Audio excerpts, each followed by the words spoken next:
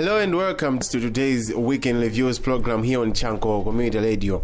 This is a program where we give you some of the stories that we had in the just ending week. And today you are with me, Matthew Osmantani, and my colleague, Mustaf Collins Dayton. In our first story, the Tobacco Commission says all is set for this year's tobacco selling season. According to the Tobacco Commission, auction floors will open on 12 April, starting with Lilongwe auction floors. Speaking to Chanco Community Radio, the Commissioner's spokesperson, Terefolas Chigwenembe, said all the meetings conducted prior to the opening of the auction floors have been positive, hence the confidence that all is going to go well. Chigwenembe added that they are aware that Cyclone Freddy has caused devastating effects in terms of floods, washing away crops in farms and damaging road networks. Therefore, the Commission is still doing research in tobacco growing parts of the southern region to ascertain how tobacco farmers can be assisted and create a clear picture how the damages can, if at all, affect the selling season. We are assessing the impact of Cyclone Freddy on tobacco production in the southern region, but we have not yet analyze everything, and we are so sure that before the opening of the tobacco marketing season, we shall have had a clear picture of how the cyclone has affected us as a tobacco industry. But we'll proceed with the arrangements to have limber flows open as announced, because we are sure that even if there may be some areas that have been affected, some tobacco areas that might have been affected by the cyclone, there is also a lot of tobacco out there in the southern region, and that tobacco is ready for the market. And that is why we proceed to open limber flows. And we do hope that the cyclone hasn't had a big impact on our production, but we will ascertain that after our assessment. Spokesperson for the Tobacco Commission, Terefolas Chigwenembe. The Minister of Education has announced that there will be no second-term holiday for schools that were affected by Cyclone Freddy after resuming classes on 27th March 2023. According to the Ministry, the decision has been made after several consultations which the Ministry had with different stakeholders. Speaking with Chanco Community Radio, Principal Secretary in the Ministry of Education, Chanco Musa, said closing date for second term remains the same in regions which were not affected, and those schools will still observe the normal academic calendar. Musa further said that schools which are in the areas which were affected by Cyclone Freddy will have no holiday after spending 2 weeks on closure, but for those who were still in boarding schools can go in their respective homes on Easter holiday if their parents are willing. Musa explains. Okay, so what we're saying is for all those who were not affected by the Cyclone Freddy, they will proceed observing the normal calendar. Closing on the 31st of March and opening on the 17th of April. To close on the 25th of July. Then there is a group that has been affected by Cyclone Freddy. What we are saying is that for all those who were closed for the past 2 weeks, these are not going to, after opening today, they are not going to close all the way to the 21st of July. With the exception of the observance of Easter holiday, for those who can afford. I'm talking about those in boarding now. And if you're in boarding and you're in the cyclone affected places, where we are saying that there's no closing up to the 21st July, but if parents can afford, we can allow with the schools and allow children to get the Easter holiday days. The 7th, which is a Good Friday, Easter Saturday, Easter Sunday. Principal Secretary for the Ministry of Education, Shikondano Musa. Old Mutual Malawi said the essential items that they donated in the various camps across the country will help the victims to cope with the challenges they are facing. This was said as Old Mutual Malawi was donating relief items through Malawi Red Cross Society at Pirimiti Boys Primary School in Zomba. Speaking with Chanco Community Radio, Chief Finance Officer for Old Mutual, Vera Zulu, said as the company, they managed to contribute 60 million kwacha through Red Cross to support people who have been displaced and their homes have been destroyed by Cyclone Freddy. And as the company, they are also looking on how they can help communities on post-disaster to help to rebuild their livelihood.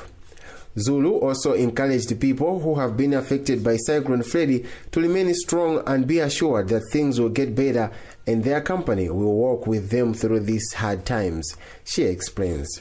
I think as Old Mutual Malawi, we are a responsible organization and we try as much as possible to ensure that the communities where we live in, if there are challenges, we are part and parcel of the solutions within those communities. That's why we're committed to say that we should support those affected by this cycle. Today here in Jali Zomba, we are working with Red Cross to distribute some food items and some items of clothing for the people who are within the campsite here to assist. I think as Old Mutual Malawi, we do also have a medium to long-term plan that we're working on to see how we can further assist in terms of maybe rebuilding some structures, but that is something that we are already just looking at the moment and we'll come up with a plan. I think as Old Mutual, we are a green organization and we try as much as possible to work with people who are also trying to improve the environmental structures. So we would support initiatives like planting of trees within areas where it's bare and things that help conserve the climate. Our message to the communities is to say that I think, yes, we are challenged. Today we are here holding hands with you to assist you and hoping that you will pick up yourselves to try and rebuild where this calamity doesn't mean that things are forever changed, but you can rebuild yourselves. Vera Zulu, Group Chief Finance Officer for Old Mutual Malawi. In her remarks, the Director for Red Cross in Programs and Development, Priska Gisala, said they have collaborated with Old Mutual in supporting victims of Cyclone Freddy and have managed to support 1,300 households in 4 districts, namely Chiladzulu, Mangoji, Palombe and Zomba. She explains. As Malawi Red Cross Society, we have been supporting the government, to be specific, in responding to the effects of TC flood. Of course, we started with the early warning, early actions, meaning to say we were on the ground even before TC flood hit us. So mainly we started with life-saving interventions, where we were supporting the government with interventions such as search and rescue, providing first aid activities, psychosocial activities, supporting with evacuation, and also supporting with camp management, as well as providing basic household needs. So Old Mutual is today collaborating with Malawi Red Cross, just like a number of the corporate institutions, in supporting the TC flood affected populations. So basically, in the package that we are distributing together with Old Mutual, there are a number of items. There are foodstuffs and non-foodstuffs. We have clothes. We have also other items that are going to support over 1,300 households in these 4 districts. Priska Gisale, Director of Red Cross in Programs and Development in the country. The Minister of Information and Digitalization in Malawi has asked radio stations to share ideas and be relevant to aspirations of Malawians in as far as disseminating information is concerned. The Minister, Moses Kunkuyu, made the remarks during the commemoration of World Radio Day that took place at UNESCO head offices. Kunkuyu said sharing information of media players would help in dissemination of vital messages to a large number of people in the country. It is important that the players in the media do share information. I was trying to say we have different radio categories. Others are national broadcasters, others are community broadcasters. So if there is a message that needs to go to the whole country, it may not be transmitted via one medium or via one radio, which might have had a privilege of getting that piece of information. So I'm encouraging that we should be sharing information. For example, if someone from Chitipa, a community radio, comes across a news item, that by no way is going to be to reach the whole country. It would be good that he shares that piece of information with a community radio planter in Chikwawa, so that at the end of the day, everyone, every corner of the country gets to access that information. But I was also saying that for a radio to exist, a radio cannot exist if there are no broadcasters, or there are no employees, there are no reporters, there are no journalists. So there is need that the radios themselves, despite the fact that there are economic challenges, but there must be ways of being economically viable so that they can take good care of those people that are working in their radios. Because without those people working in the radios, then there is no radio. Minister of Information and Digitalization in Malawi, Moses Kunkuyu. In his speech, UNESCO Executive Director Makibeni Kandawire pleaded with the government to remove or reduce huge tax imposed on imported radio up-to-date equipment so that prayers can be able to source them for broadcasting efficiency. Answering to the plea, Kunkuyu said there is need for an ongoing negotiation between institutions and players in the field in order to help media houses access this up-to-date equipment without being hindered by taxes. I think that calls for ongoing negotiations. We need to continue that dialogue. I agree with you that with advancement of technology, we need to upgrade so that no one is left behind. And in the process of upgrading, one of the elements that are involved is the sourcing of equipment that is up to date.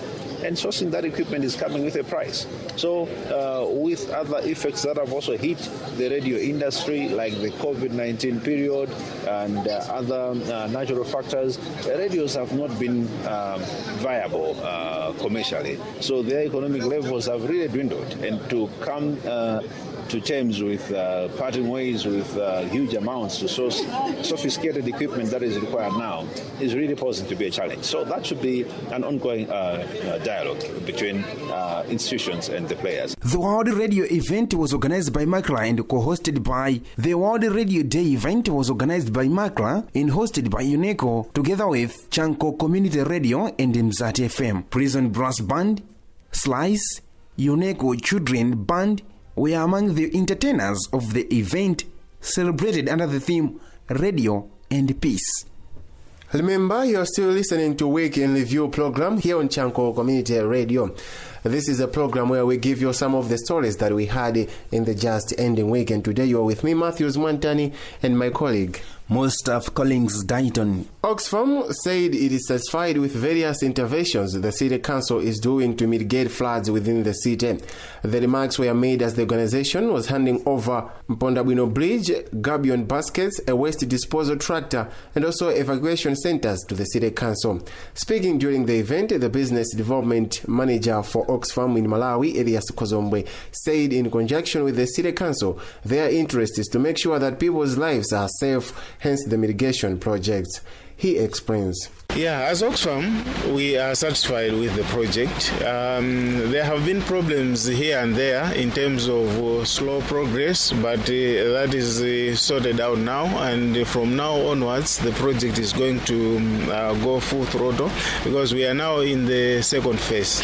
But now that the second phase has kicked in, we are double sure that progress is going to go smoothly all the way to the end. The way forward is that we believe this is going to be a learning process for Oxfam and other agencies that are doing this similar type of work, as well as our development partners, such that the lessons that are drawn in Zomba will be replicated in other cities, because these emergencies that we are trying to build resilience against are all over Malawi. So we are confident that this project is going to spread to other districts and other cities when people see the positive impact that this project has made. Thank you.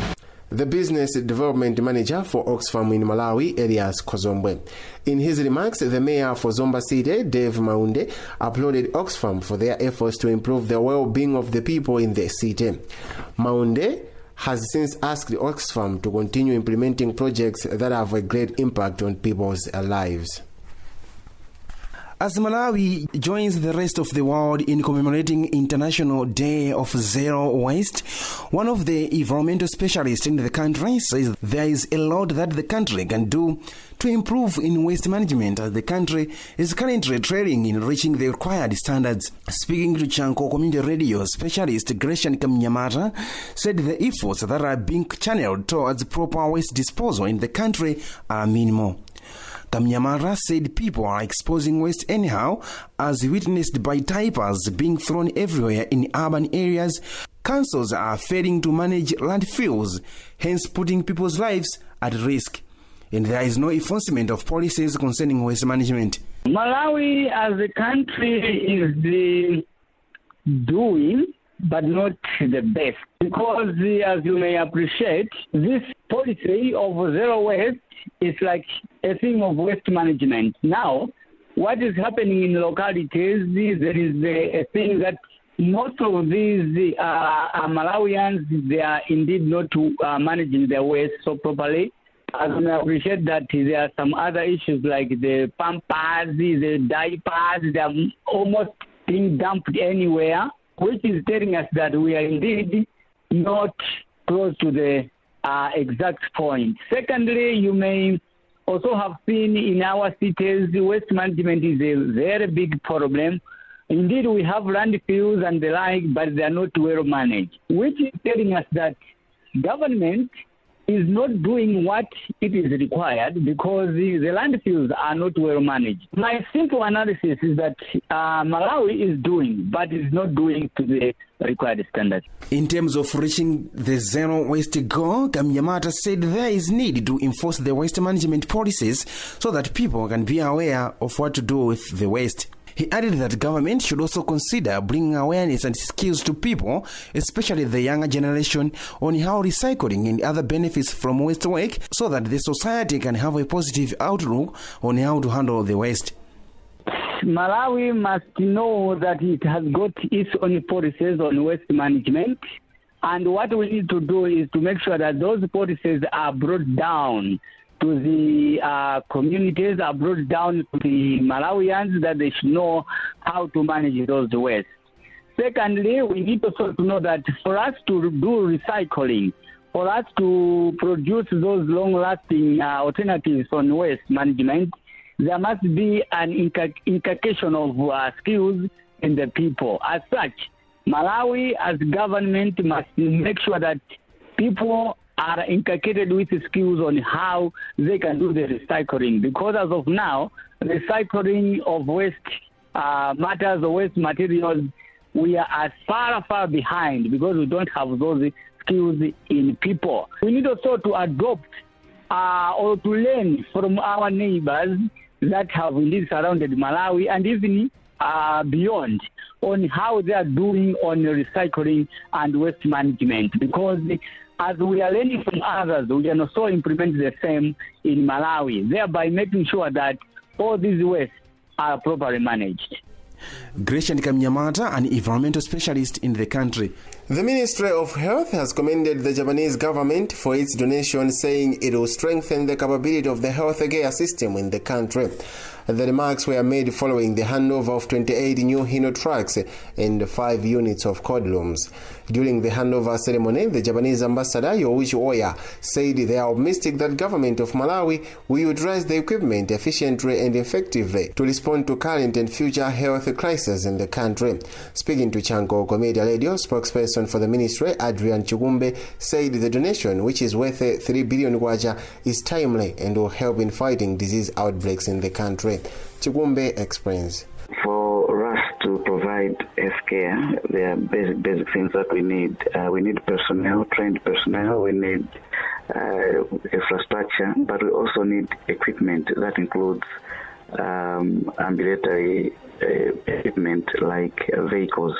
And so the donation from the Japanese government of a consignment of 28 Hino trucks, brand new, 3-tonner, going to make a huge difference in terms of transportation of medicines and medical supplies in all the districts, because these trucks are going to be distributed to all the districts in Malawi.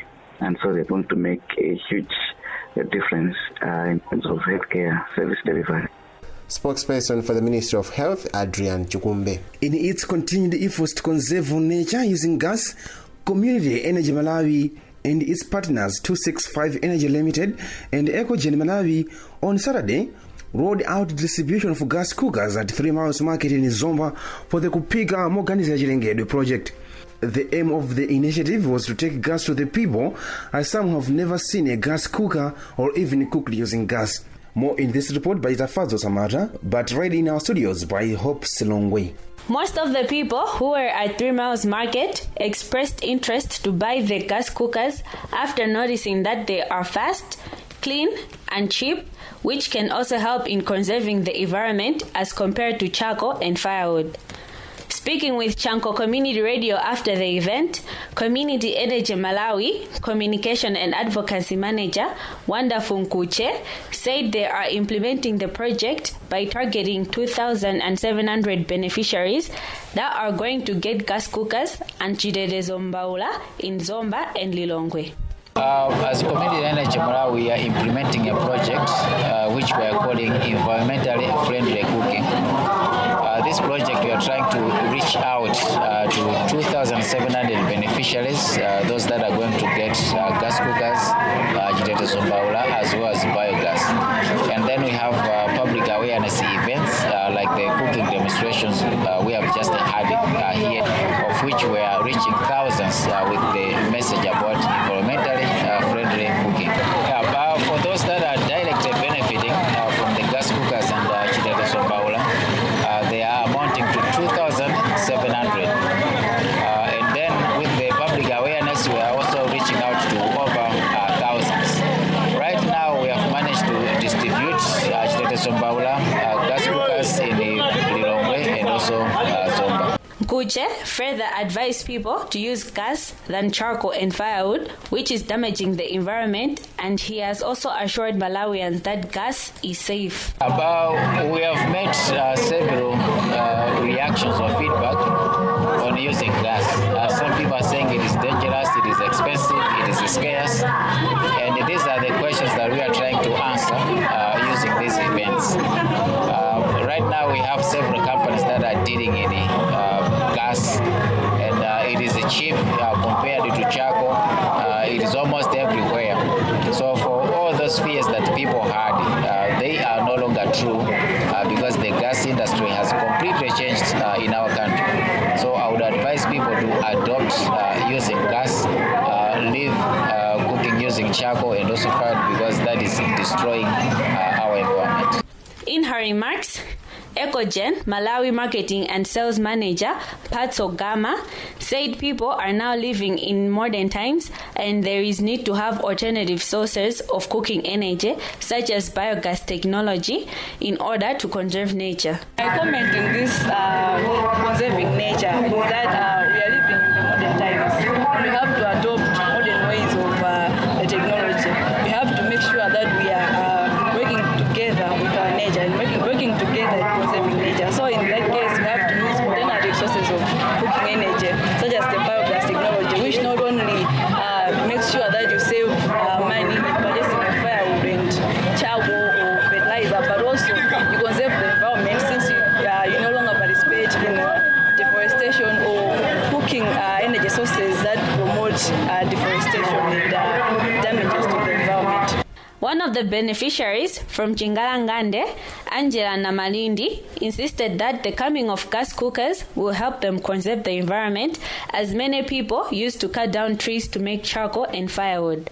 The event engaged the public, where some people were selected to cook using gas cookers.